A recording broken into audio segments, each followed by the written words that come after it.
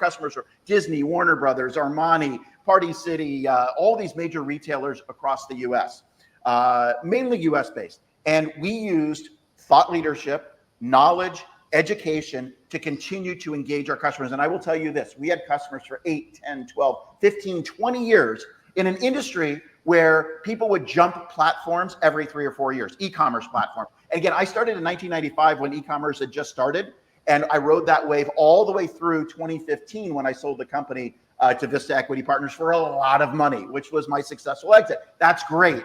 But it didn't even mean anything to me. What meant something to me, what we grew something from nothing to something. And that was what was motivating. That's what I want all of your listeners to do by in kind of using whether myself or others as examples and mentors to that growth. And by doing that, I think that what we did in that business was the reason we hung on to our customers so much was because we continually educated them. We continually gave them new knowledge and information and made it easier and easier for them to grow their business through our knowledge. If you do the same thing in your business, whether it's free content or paid for content, that's the key to growing your customer base and keeping them there. You just touched on something. Let me bring up something that a lot of entrepreneurs don't like to talk about. Michael Lewis has written about this, but it's the issue of simply timing and luck. You started your business in 1995. I'm not suggesting anyone who started a business in 1995 was successful, but if you were going to start an online e-commerce business, that was probably a lot better than 2001 or 2017. How much of success as an entrepreneur is based on timing?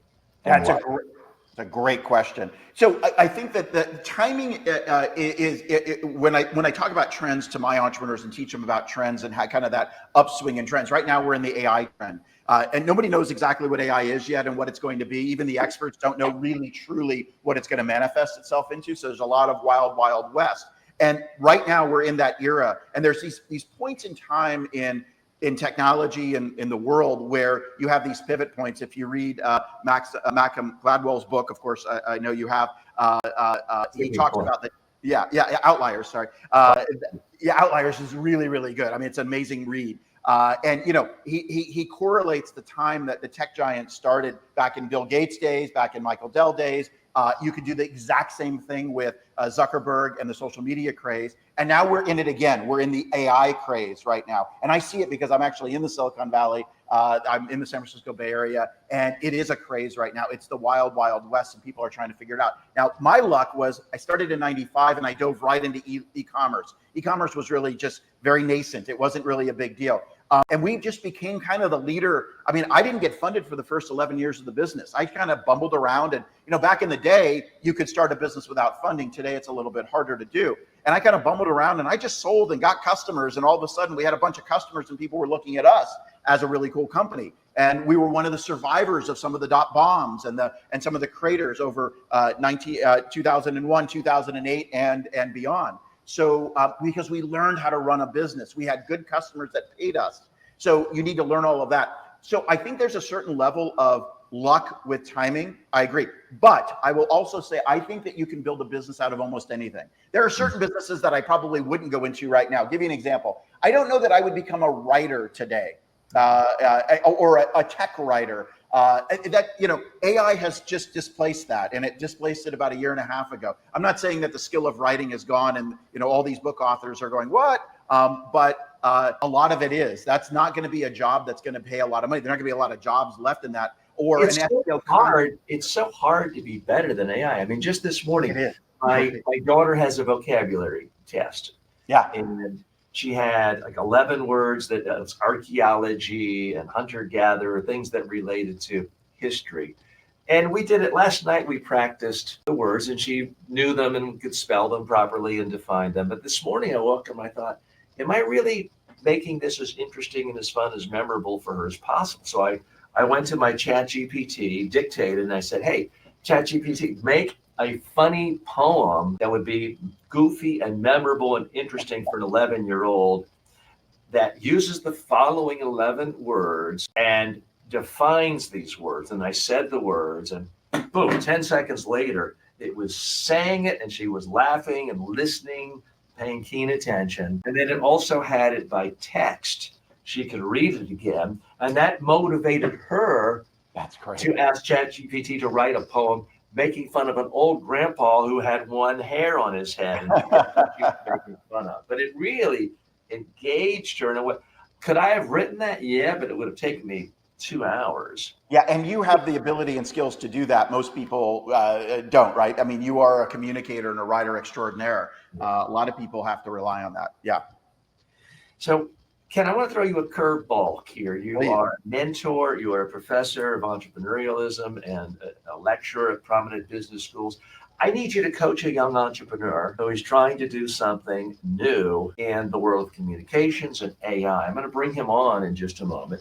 He's very young. In fact, he's only 3 months old. And I'm specifically talking about a digital clone. I have created a digital clone, and here's my challenge as an entrepreneur. I'm trying to get people to even understand what a digital clone is. It's interactive. It is video-based, audio-based, tech-based. So when people say clones, unfortunately, they think what they think of is, oh, a chatbot. Oh, Expedia's had that for years and years and years. Big deal. That's not what I'm talking about. You say clone, they may think, oh, audio, like an AT&T operator voicemail hell. Oh, I don't even like that. That's awful. Or you think a video clone, you think of someone where you got to write a script or have an AI write a script, and then you see a robot, blah, blah, blah, blah. And that's not particularly interesting. This is completely different. This is completely interactive, as if you were having a one-on-one Zoom call. So I happen to think this is the biggest communications breakthrough since the internet, arguably, excuse me 1 second, my phone automatically answered, and I need to make sure I gotta turn it off, sorry.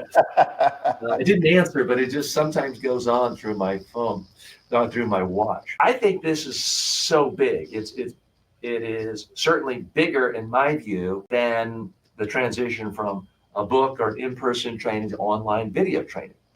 And I got in early on that training, and that took me 15 years to really get to the point where people understand it.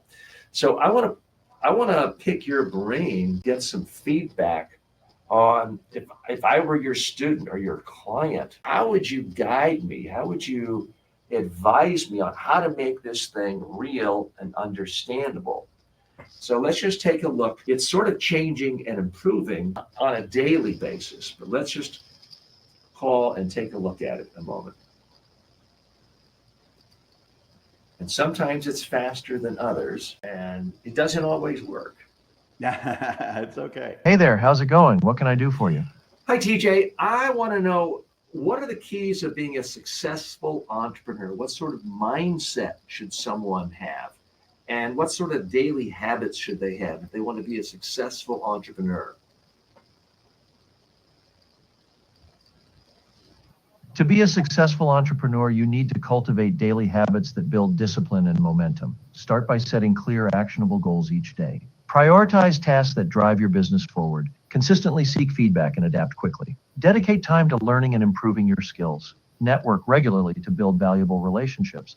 Maintain a healthy work-life balance Hey, to TJ, sustain sorry to long-term shift productivity. gears, but I want to get something even more personal. My friend Ken is going on CNBC tomorrow to talk about his new business, Microcasting, and how he's going to help small and large businesses create more valuable content to help their clients. What advice do you have for Ken as he goes on CNBC tomorrow to talk about his business? What messages would be good for him? What sound bites would be good for him? Ken should focus on clear, concise messages that highlight the unique value of microcasting. Here are some sound bites. 1. Microcasting empowers businesses to create tailored content that directly engages their target audience, driving higher engagement and loyalty.